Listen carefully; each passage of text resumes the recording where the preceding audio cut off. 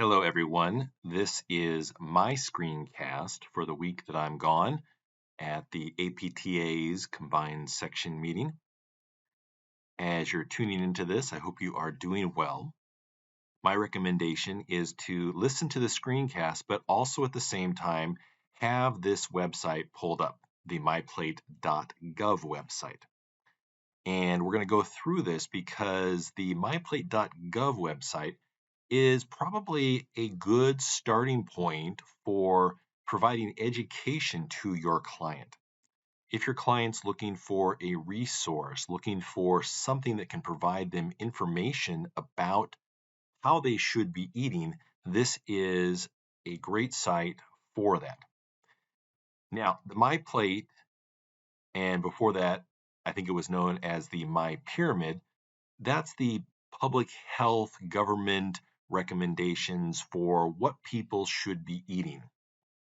So experts get together and based upon their understanding of the research, they come to consensus about kind of a one-size-fits-all approach to the adult US diet. Now, we're going to talk about a lot of different dietary strategies in the next few weeks. And if you pay attention to the news, if you scroll through YouTube or TikTok or other social media outlets, you're going to come across people talking about different ways that they diet, the way that they eat, and how it is beneficial for them. The vast majority of US adults eat the standard American diet, the SAD diet. You've probably done so. I know I've done so. And the reason we do that is because it's everywhere. It's easy to access these energy-dense foods that are usually high in sugar, high in fat, not the right fats. And really, probably the main reason that we eat them is because they taste good. I mean, why are there so many different restaurants out there? They're selling you a product. And if their product didn't taste good, you wouldn't return.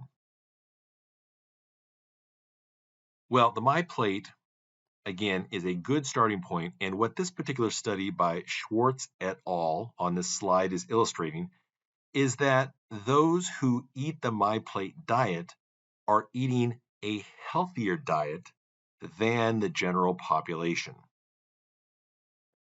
Unfortunately, not a lot of people eat the MyPlate diet or eat a quote-unquote healthy diet. In 2015, a report found that only 1 in 10 adults consumed enough fruits and vegetables on a daily basis.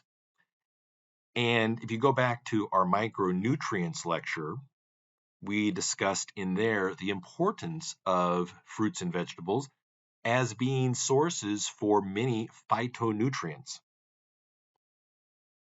Okay, so let's take a look at the myplate.gov website now. And hopefully you're there. If not, pause the recording, pull it up, and then start the recording again.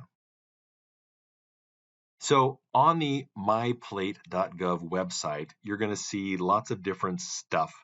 And it may have evolved since the last time I gave this presentation in the fall. If so, you'll just have to kind of search around for it a little bit. But I think it's all generally the same from when I just looked at it a few minutes ago.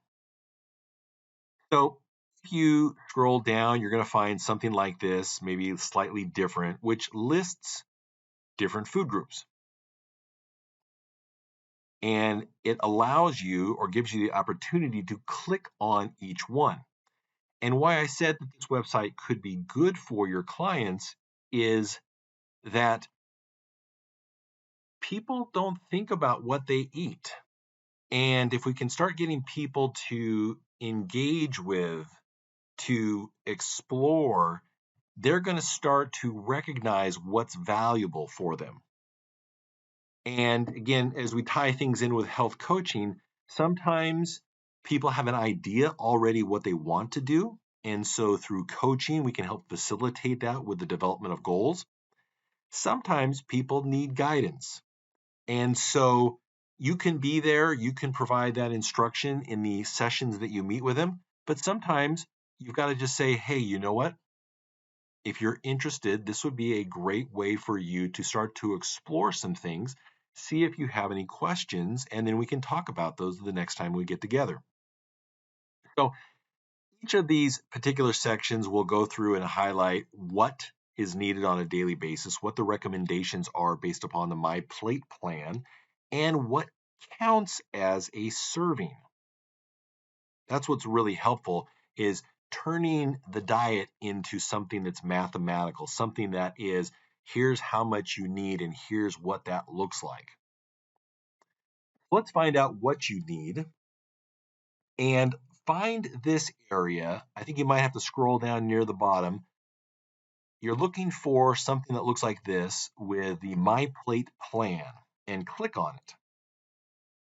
And when you click on it, it should bring you to the MyPlate plan and a bunch of empty areas here.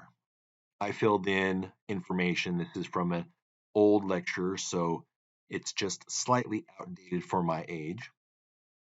But if you put your age in, your biologic sex, your weight, your height, and your physical activity level, then you can calculate your food plan. And so your client can do that. And so enter that information in and then click on calculate food plan. And then it gives you a number of calories. And we talked about calories a bit in the macronutrients section, about the general recommendations for proteins, carbohydrates, and for fats. And so what the MyPlate plan is recommending for me is to have 2,800 calories in order to achieve a healthy weight and 3,000 calories to maintain my weight. So it's given me guidance on how I can potentially lose weight and to do so by decreasing my caloric intake by 200 a day. Now, if I click on the 2,800 calories to achieve healthy weight, then it's going to come up with a plan for me, or it's going to give me guidance. So you'll see something like this, and it'll say below are the daily recommended amounts of food for you for each group. And so here are those recommendations.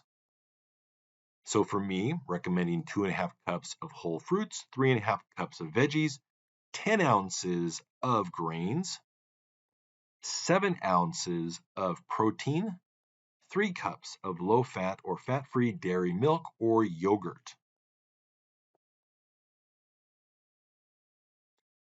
And a person can even keep track of their diet. So it's a great resource along those lines. Now, what I think is really valuable for the client is the understanding of what a serving size is. So, for example, looking at fruits and vegetables, 1 cup of fruits, well, that's equivalent to 1 cup of raw or cooked fruit, or a half cup of dried fruit, or 1 cup of 100% fruit juice. Now, said a one size fits all approach. Sometimes these recommendations may not be the best. For example, we saw in a prior lecture how 100% fruit juice has a very high carbohydrate count. That may not be the best choice for somebody who is trying to lose weight. That may not be the best choice for somebody who has diabetes. And again, if you go to each individual section, it will highlight what different recommendations are. So as a man in my 31 to 59 years age range, it's giving that 2 to 2.5 cup recommendation. And then I can see what a cup equals. So for example, or I should say what 1 serving equals. And again, a cup of fruit is equal to a serving. So 1 small apple or a half a large apple counts as 1 cup of fruit. And that's really interesting. How many of you, if you eat an apple, eat the entire large apple? Or a banana, one large banana counts as a cup. Blueberries, 1 cup, either fresh or frozen. There's a long list of them there. And what's also nice about this website for your client is it provides them some general information as to the importance of different food groups and how it is healthy for them or how it can contribute positively to their health. Vegetables, again, nice thing illustrating the amount of veggies. We talked previously about 9 to 11 servings. So this is a little bit different than what registered dietitians are oftentimes recommending. And again, the registered dietitians are oftentimes recommending like 66% to 33% kind of ratio there. So you're having more veggies than fruits. Well, here we're seeing more veggies than fruits, but it's still pretty close, 2.5 to 3.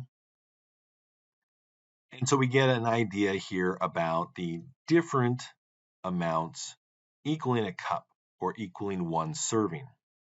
And again, more information. I'm not going to talk about all these things. You can obviously read the MyPlate website if you so desire. Grains, again, their recommendation is more whole grains. So we're not eating the refined grains. And then this, I think, is really valuable to get people thinking is the serving size. How many of you, when you have a bowl of cereal, you fill up the entire bowl and that is your bowl? Whereas a serving size oftentimes is 1 cup. So 1 cup here, now in this one, you're probably getting 2, 3 cups, 2 to 3 servings. And if you're having something that is sugar dense, like many people will eat, then think about all those excess calories. The daily grain recommendations you can see there based upon age range and biologic sex. I want to illustrate something here. I love this cereal. I get this at Costco. I used to eat this cereal and I put blueberries in it. And, as you read it, you're like pumpkin seed and flax. Wow, that's got to be really great for you. And it says it's an excellent source of omega-3s. Well, that's a good thing. And on top there, 5 grams of fiber, 6 grams of protein. Just sounds like the most amazing cereal. And it's nature's path. It's organic. We want to get our clients not only thinking about the serving size, but also taking a look at the label.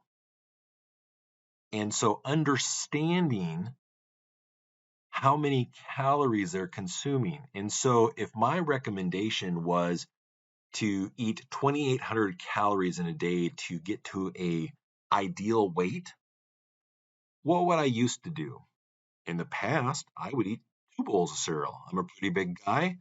Well, was I doing only 3/4 of a cup? Probably more than that.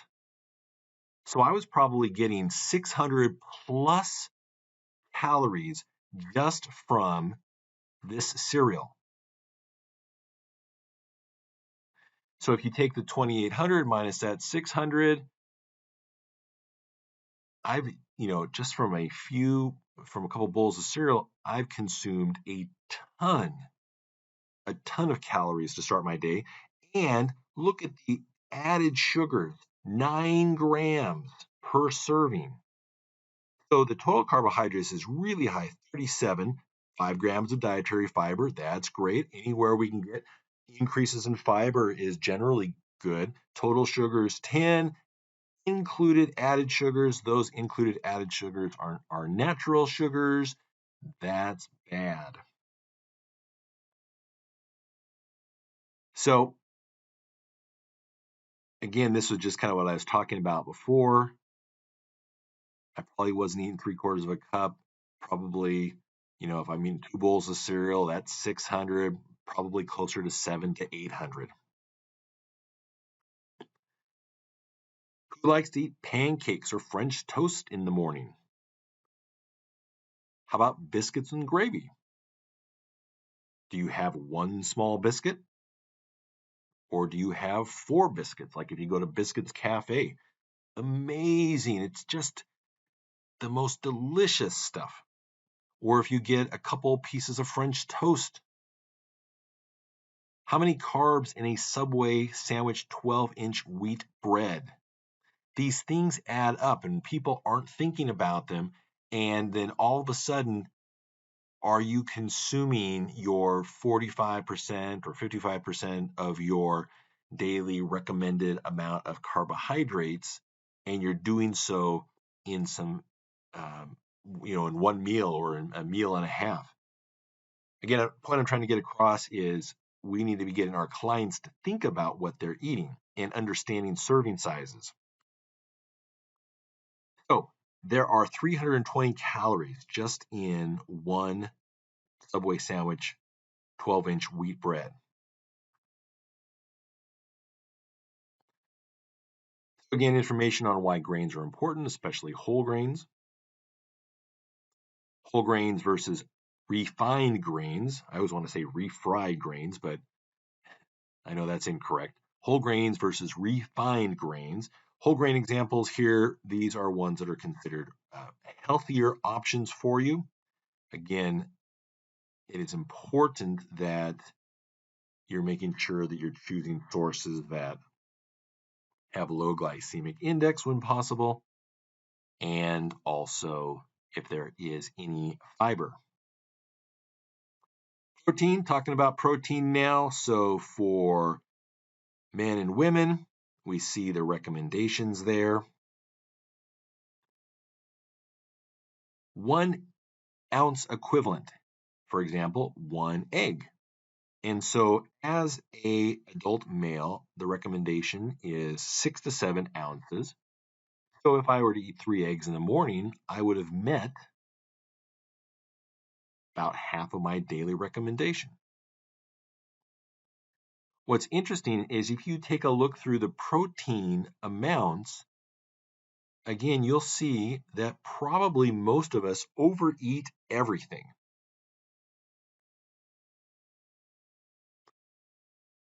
Nuts and seeds, these fall into important protein sources.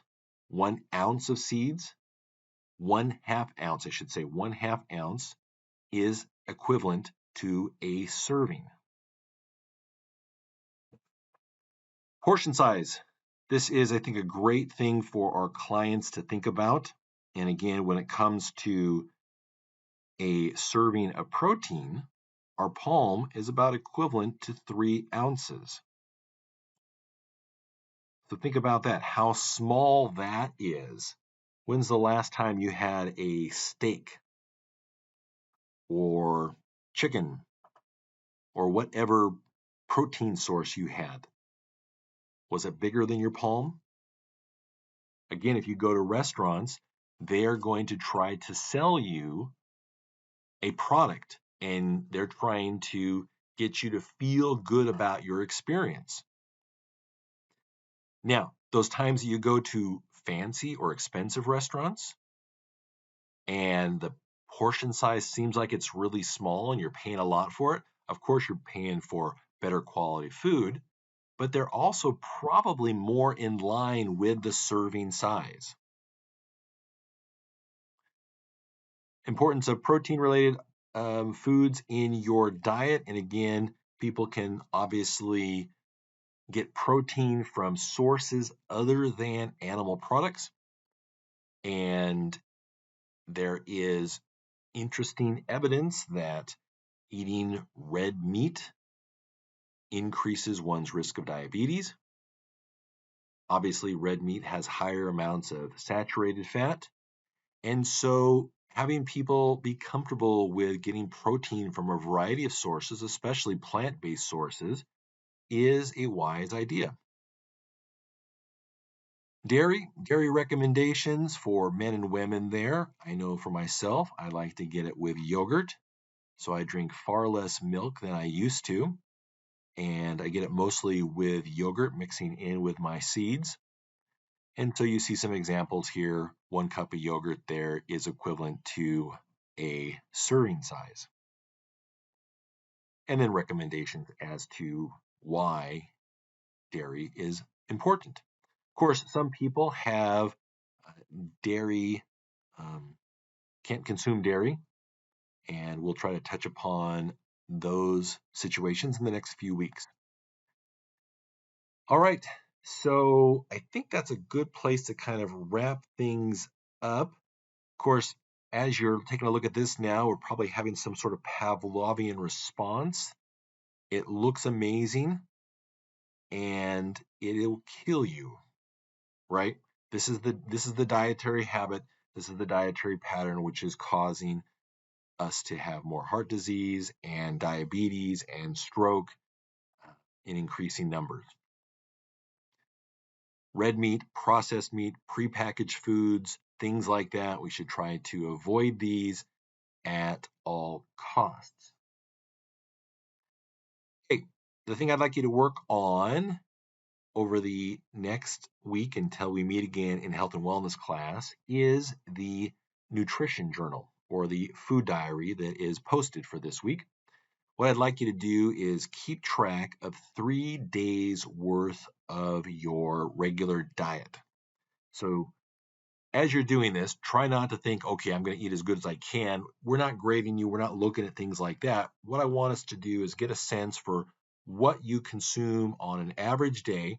And that way we can take time to look back later and see how you matched up with things.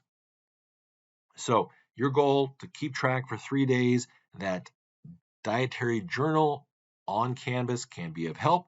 If you want to keep track another way, do so. Try to be as precise with how much you consume. And if you need to, go back a few slides and look at those kind of guideline examples to kind of give you a good estimation as to how much you ate.